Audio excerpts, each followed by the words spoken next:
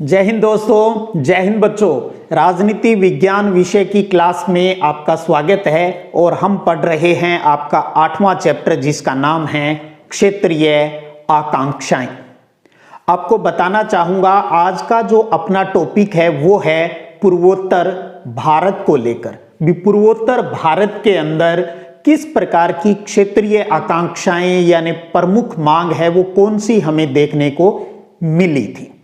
तो पहली एक इंपॉर्टेंट लाइन से मैं अपनी बात है वो स्टार्ट करूंगा और वो है कि पूर्वोत्तर में क्षेत्रीय आकांक्षाएं 1980 के दशक में एक निर्णायक मोड़ पर आ गई थी। आप ये सोचेंगे भी ये लाइन क्यों बोली? इसलिए बोली क्योंकि कई बार रिक्त स्थान या एक नंबर का क्वेश्चन आ जाता है, खाली स्थान छोड़ दिया जाता है और आपसे पूछ लिया जाता है। तो पूर्वोत्तर के अंदर 1980 के दशक के दौरान क्षेत्रीय आकांक्षाएं हैं वो निर्णायक मोड़ पर थी। अब बात आती है पूर्वोत्तर भारत की।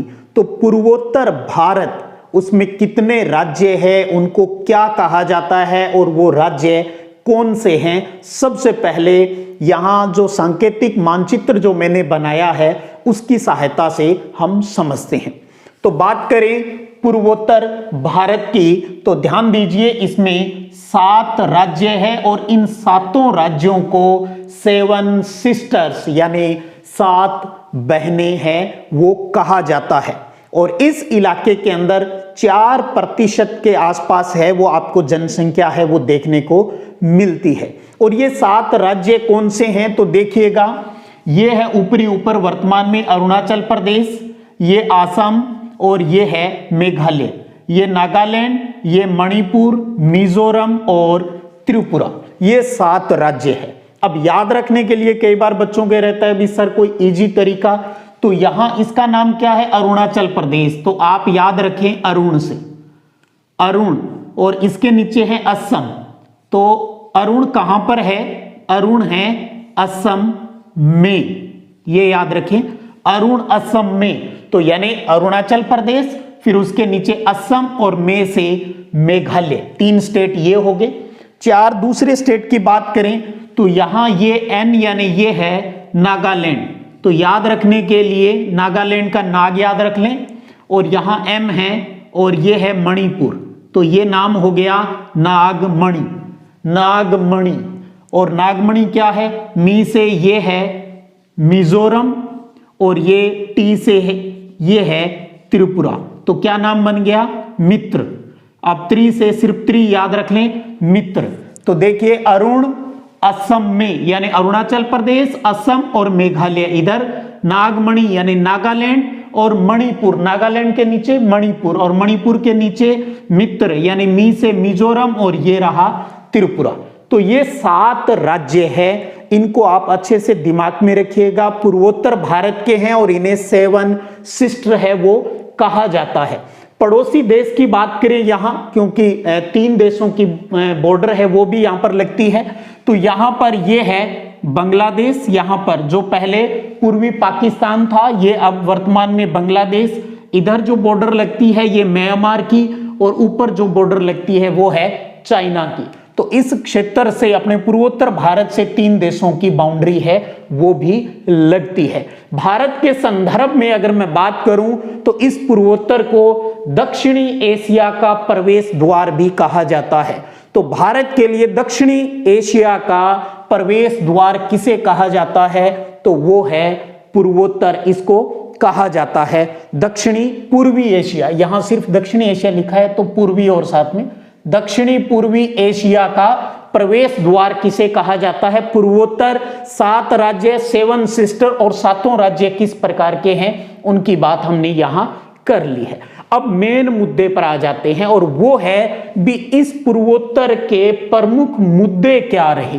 तो ध्यान दीजिए 3 प्रमुख मुद्दे हैं जिसमें से एक है स्वायत्तता की मांग। पहले तीनों मुद्दों के नाम ध्यान में होना चाहिए।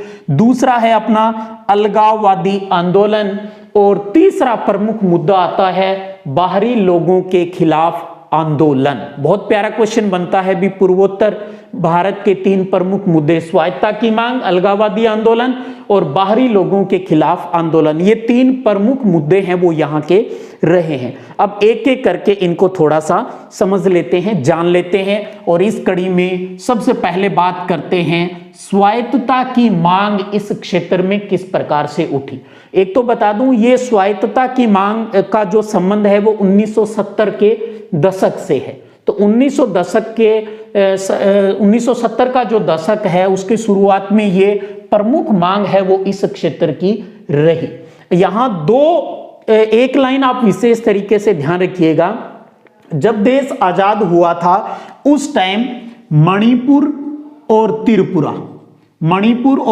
त्रिपुरा इस इलाके को आप छोड़ दीजिएगा, बाकी का ये सारा जो इलाका था ये सारा ही असम था।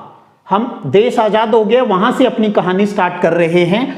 मणिपुर और त्रिपुरा को अगर छोड़ दें तो बाकी सारा ही इलाका क्या कहलाता था, एक ही राज्य था, एक ही एरिया था और उसका नाम था असम था। इस बात को आप अच्छे से दिमाग में है वो अब रख लीजिएगा ताकि आपको आगे की कहानी है वो सारी समझ में आ जाए।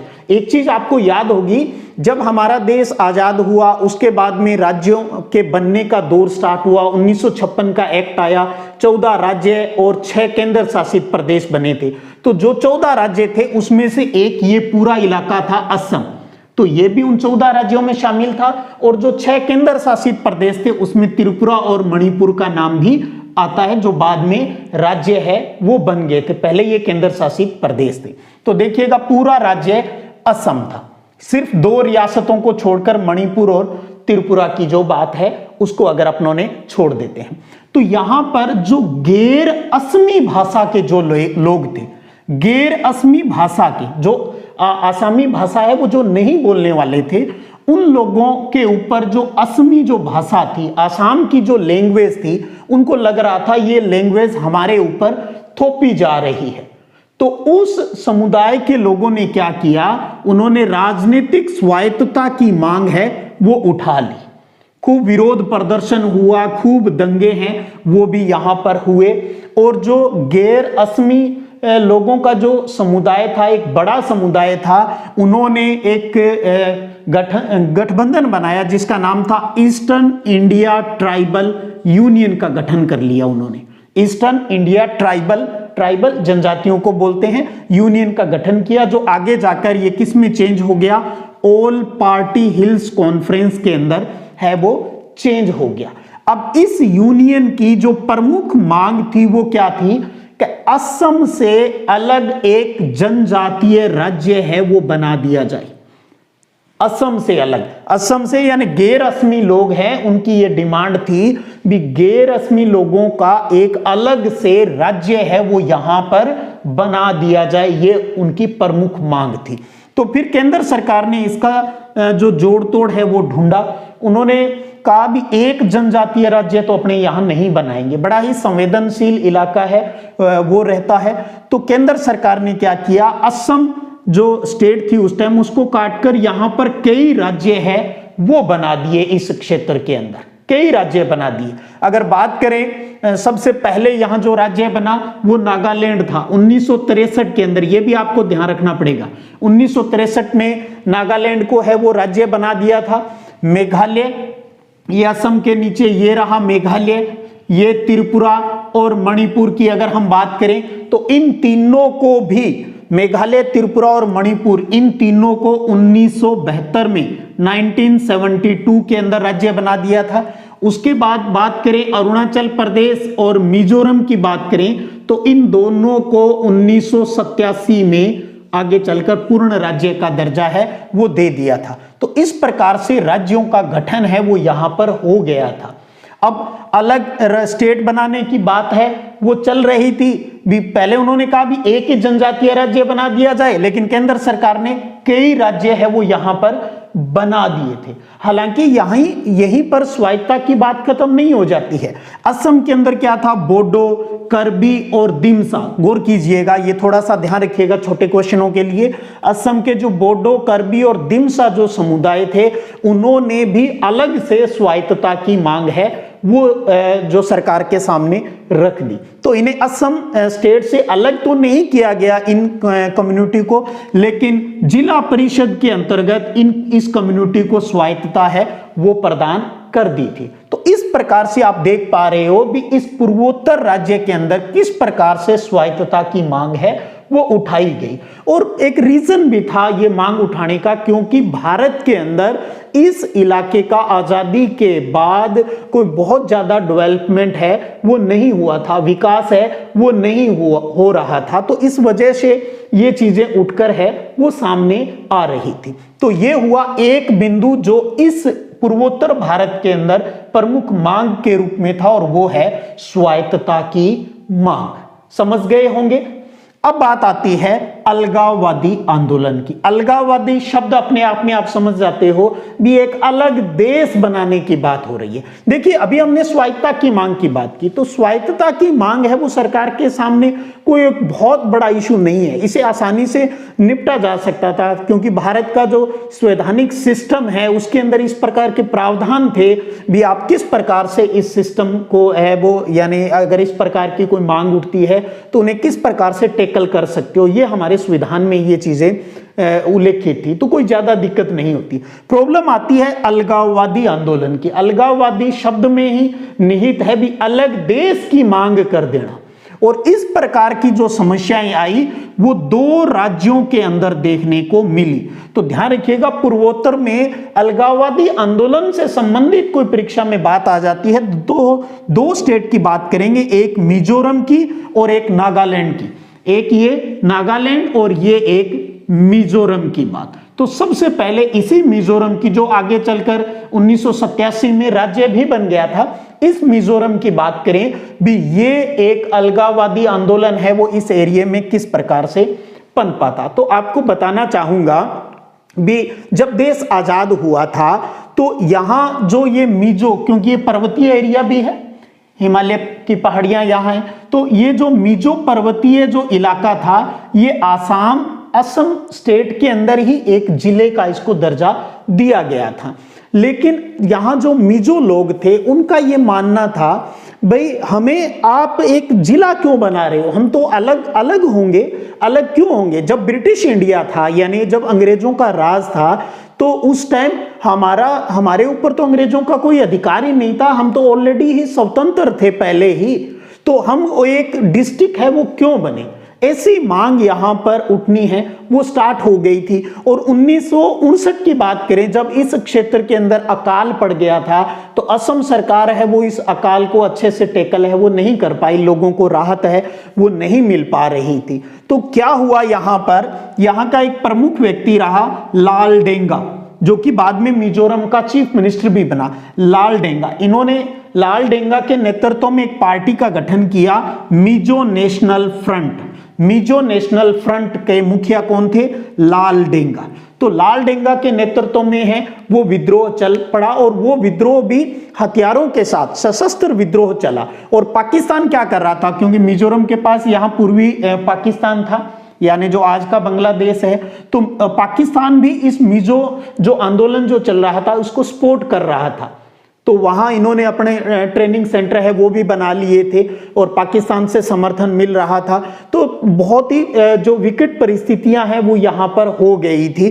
तो फिर आगे चलकर क्या हुआ, 1986 के अंदर जब देश के प्राइम मिनिस्टर राजीव गांधी थे तो राजीव गांधी और लाल डेंगा के बीच में एक शांति समझौता हो गया, क्योंकि दोनों ही पक्षों को ये लग गया था, लाल डेंगा को भी और भारत सरकार को भी, यहां शांति स्थापित होना जरूरी है। दोनों ही पक्षों ने समझदारी दिखाई और एक शांति समझौता कर लिया, और इस समझौते के बाद ही 1987 में मिजोरम को पूर्ण राज्य का दर्जा मिल गया और लाल डेंगा है वो इसके चीफ मिनिस्टर है वो बने थे। तो समझ गए भी मिजोरम ने अलगाववादी आंदोलन क्यों चलाया, क्योंकि इनका मानना था भी ब्रिटिश के अधीन हम तो थे ही नहीं, हम तो ऑलरेडी स्वतंत्र थे, तो फिर हमें ये डिस्ट्रिक्ट वाला और ये क्या पंगा है, हम तो ऑलरेडी आजाद हैं भैया। लेकिन कहा जाता है ना हमारे संविधान में बहुत कुछ प्रावधान ऐसे किए गए, बातचीत एक बहुत बढ़िया मुद्दा होता है किसी चीज को सुलझाने का, और बातचीत के माध्यम से यहाँ शांति है वो स्थापित हो गई। तो एक प्यारा क्वेश्चन बनता है, आज के संदर्भ में बात करें, पूर्वोत्तर के इन सभी राज्यों के आधार पर बात करें तो आज मिजोरम पूर्वोत्तर भारत का सबसे शांतिपूर्ण राज्य है। ध्यान दीजिएगा, पूर्वोत्तर भारत का सबसे अधिक शांतिपूर्ण राज्य कौन सा है? मिजोरम है। और यहां पर कला, साहित्य और डेवलपमेंट की दिशा में बहुत ही अच्छी प्रोग्रेस है वो देखने को मिल रही है आज के हिसाब से अगर बात करें। अब बात करें दूसरा जो राज्य जहां अलगाववाद की आंदोलन चला वो था नागालैंड। नागालैंड की कहानी भी आप समझिए मिजोरम की ही तरह है और मिजोरम से पहले ही ये आंदोलन है वो चला था। 1951 के अंतर्गत बात करें तो यहाँ के प्रमुख नेता थे अंगमी जापू फिजो। अंगमी जापू फिजो का संबंध किस स्टेट से है? नागालैंड से। और लालडेंगा का संबंध किससे है? मिजोरम से। तो अंगमी जापू फिजो के नेतृत्व में यहां पर अलगाववादी आंदोलन चला। इन्होंने आजादी के बाद 1951 में अपने आप को आजाद घोषित कर दिया था। तो और फिर धीरे धीरे कोशिश की गई भी इन लोगों से बातचीत की जाए। तो इस जो नागालैंड के जो प्रमुख नेता थे उनमें से एक पक्ष ने इस बातचीत का प्रस्ताव है वो ठुकरा दिया था, लेकिन एक पक्ष, एक जो तबका था, उन्होंने कहा चल ठीक है यार, शांति स्थापित कर लेनी चाहिए। तो उन्होंने सरकार के साथ समझौता किया भी ठीक है भैया, आप जैसा कह रहे हो वैसा हम मान लेंगे। और फिर आगे चलकर आपको पता है 1963 में नागालैंड को भी स्टेट का दर्जा है वो दे दिया। लेकिन अन्य स्टेट की तरह, क्योंकि आपको मैंने कहा भी यहाँ एक तबके ने प्रस्ताव स्वीकार किया था, दूसरे ने नहीं किया, वो तो हिंसक विद्रोह पर ही जो चलता रहा और आज भी वो तबका कहीं ना कहीं वहां प्रॉब्लम क्रिएट कर रहा है। तो जैसे पूर्वोत्तर भारत के और राज्यों की समस्याओं का समाधान भारत सरकार ने किया, नागालैंड की समस्या का आज भी पूर्ण तरीके से समाधान है वो नहीं हो पाया। ये एक बड़ी कमी है आज के हिसाब से भी बात करें तो। अन्य स्टेट की तरह नागालैंड की प्रॉब्लम है वो पूर्णतः सॉल्व है वो नहीं हो पाई, आज भी वहां पर प्रॉब्लम देखने को मिलती है। तो बात इतनी ध्यान रखिए, अलगाववादी आंदोलन से संबंधित पूर्वोत्तर भारत की बात आ जाए तो आपको मिजोरम और नागालैंड के जो एग्जाम्पल है वो वहां पर देने हैं। तो ये पूर्वोत्तर भारत की दूसरी जो प्रमुख मुद्दा कहिए जो समस्या थी उसकी बात आ गई। अब आ जाते हैं अंतिम और तीसरा प्रमुख बिंदु और वो है बाहरी लोगों के खिलाफ आंदोलन। बाहरी लोग यानी अप्रवासी, जो बाहर से इस एरिया के अंदर जो लोग आ गए हैं बाहर से। अब बाहर से कहां से आ सकते थे? बांग्लादेश से लोग आ सकते थे, म्यांमार से इधर से लोग आ सकते थे, या इधर अपने दूसरे जो स्टेट जैसे पश्चिम बंगाल है वहां से लोग आ गए, भारत के दूसरे राज्यों से आ गए, या पड़ोसी देशों से यहां पर जो लोग आ गए वो क्या कहलाए? बाहरी लोगों की संज्ञा दी गई। और रियल में शब्द सही भी है, यानी अप्रवासी है वो यहां पर आना स्टार्ट हो गए। अब सबसे पहले आपको यह समझ लेना चाहिए भी बाहरी लोगों के खिलाफ आंदोलन का प्रमुख कारण क्या है। ठीक है, आगे तो आगे तो उन स्थानीय लोगों को क्या समस्याएं हैं वो लग रही थी। तो ये भी एक प्यारा क्वेश्चन है, वो बोर्ड परीक्षा में निकल सकता है। सबसे बड़ी प्रॉब्लम जो स्थानीय लोग थे, जो जिस बात को लेकर उनमें सबसे ज्यादा गुस्सा था, वो एक तो ये था भी बाहरी लोग अगर इस क्षेत्र के अंदर ज्यादा आ गए तो यहां जो रोजगार के अवसर है उसकी प्रॉब्लम हो जाएगी, वो तो कंपटीटर हो जाएंगे हमारे यहाँ पर। यहाँ जो राजनीतिक जो सत्ता की जो भागीदारी है उसमें भी वो आ जाएंगे, तो कहीं ना कहीं हमारे रास्ते हैं वो कम हो जाएंगे। साथ में बाहर से जो लोग आ रहे हैं वो यहाँ की जो लोकल जमीन है वो हथिया रहे हैं। और जो अगर इसी प्रकार से जैसे बांग्लादेश से जो मुस्लिम है, बांग्लादेश वाला जो युद्ध हुआ उस टाइम भारत के अंदर भाग कर आ गए थे, तो वो असम, मेघालय इस क्षेत्र के अंदर भी आ गए थे। तो यानी मुस्लिम लोग यहाँ पर ज्यादा आ गए, तो धीरे धीरे क्या होगा, उनकी संख्या बढ़ रही है तो हम क्या हो जाएंगे, हम तो अल्पसंख्यक हो जाएंगे, हम अल्पसंख्यक हो जाएंगे। ये चिंता उनको सता रही थी। साथ में आपको पता है भी असम के अंतर्गत बात करें तो तेल है, चाय है, कोयला है, ऐसे खूब प्राकृतिक संसाधन है। इतने अच्छे प्राकृतिक संसाधन यहां पर होने के बावजूद भी क्या हमारा आर्थिक विकास क्यों नहीं हो पा रहा है बाकी राज्यों की तरह? भारत के बाकी राज्यों का विकास इस क्षेत्र से कहीं ज्यादा हो रहा है, जबकि प्राकृतिक संसाधन यहां पर उपलब्ध है। जनता को यह भी लग रहा था भी हमारे प्राकृतिक संसाधन हैं वो बाहर है, वो भेजे जा रहे हैं, जिससे यहां असम के लोगों को, स्थानीय लोगों को कोई फायदा नहीं मिल पा रहा है। तो इन मुद्दों को लेकर ही यहां पर आंदोलन है वो खड़ा हो गया। यहां की जो सबसे बड़ी खास बात है, इस आंदोलन को करने के लिए एक यूनियन का गठन किया गया, और वो टाइम है, ये बहुत इंपॉर्टेंट क्वेश्चन है बोर्ड के लिहाज से, 1979 में ऑल असम स्टूडेंट्स यूनियन का गठन किया गया, शॉर्टकट जिसे कहा जाता है आसू। आसू, ऑल असम स्टूडेंट्स यूनियन का गठन किया गया। और ध्यान दीजिएगा, ये स्टूडेंट्स की यूनियन थी, ये किसी भी राजनीतिक पार्टी से संबंधित नहीं था। तो आसू एक छात्र संगठन था और इन्होंने बाहरी लोगों के खिलाफ है वो आंदोलन चलाया। और आसू की जो प्रमुख मांग थी वो ये थी भी 1951 के बाद इस असम एरिया के अंदर जो भी बाहरी लोग आए हैं आप उनको वापस भेज दीजिए।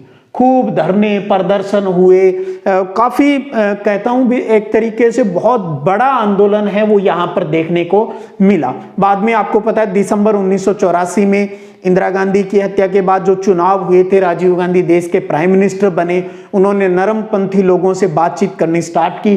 तो राजीव सरकार ने 1985 के अंदर राजीव सरकार ने आसू, जो ये ऑल असम स्टूडेंट्स यूनियन था, इसके साथ भी समझौता किया।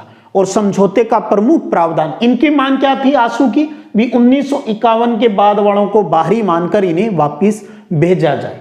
लेकिन समझौता हो गया भी ठीक है। जो हमारा बांग्लादेश का युद्ध हुआ था दिसंबर 1971 में, उस युद्ध के दौरान जो शरणार्थी आ गए थे, जो बाहरी लोग आ गए थे, या इसके बाद जो लोग आ गए थे, क्या ठीक है भी हम उनको बाहर भेज देंगे। तो 1951 से 1971 के ऊपर राजी कर लिया। अभी 1971 के युद्ध के टाइम या उस युद्ध के बाद जो लोग आए हैं उनको बाहरी मानते हुए यहां से बाहर भेज दिया जाएगा। और आसू और राजीव गांधी सरकार के बीच ये समझौता हो गया। बाद में क्या हुआ, आसू जो ये छात्र संगठन था, ये वहां का जो एक राजनीतिक संगठन था, असम गण संग्राम परिषद, गौर कीजिएगा, असम गण संग्राम परिषद, इसके अंदर इसका विलय हो जाता है और एक नई पार्टी का गठन होता है असम गण परिषद। आपने बहुत अच्छे से इस पार्टी का सुना होगा नाम, राजनीतिक पार्टी है असम गण परिषद। और फिर आगे यही चुनाव वगैरह भी लड़े, इनकी सरकारें भी आई। कुल मिलाकर इस समझौते से ये हुआ, वहां कुछ शांति स्थापित हो गई उस एरिया के अंदर, जो पुराना जो अपना असम था वहां पर शांति स्थापित हो गई। लेकिन आज भी अगर हम बात करें ना, तो जो ये बाहरी लोग यानी प्रवासी माइग्रेट लोगों की जो बात हम कर रहे हैं, ये समस्या आज भी वहां पर बनी हुई है।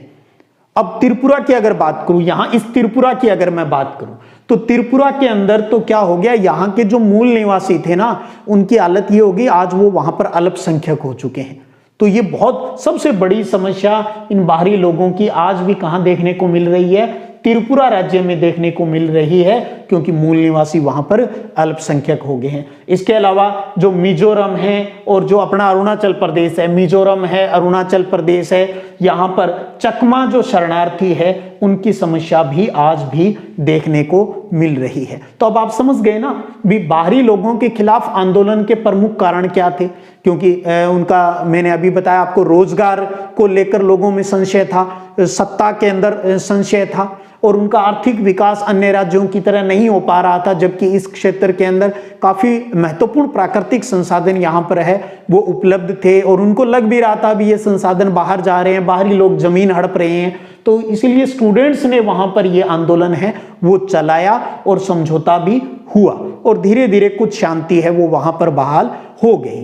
तो इस प्रकार से आपने देखा भी पूर्वोत्तर भारत के अंदर तीन प्रमुख मांगे हमें क्षेत्रीय आकांक्षाओं के रूप में देखने को मिली। स्वायत्ता की मांग हो, चाहे अलगाववादी आंदोलन को सरकार ने अच्छे से निपट लिया, और चाहे बाहरी लोगों के खिलाफ आंदोलन चला, ये क्यों हुए ये आपके दिमाग में रहना चाहिए, और इसका क्या समाधान, क्या सॉल्यूशन है वो निकाला गया। इसके ऊपर अगर आप थोड़ा सा एक कहानी की तरह पढ़कर आएंगे तो आप देखेंगे भी सिर्फ कुछ एक नाम ही आपको ध्यान में रखने होंगे, कुछ तारीख ही आपको ध्यान में रखनी होगी। बाकी चीज एग्जाम में कैसे भी घुमा फिरा कर कोई भी बात आपसे बोर्ड परीक्षा में पूछ ली जाए, आपका प्रश्न कतई ही गलत नहीं हो सकता।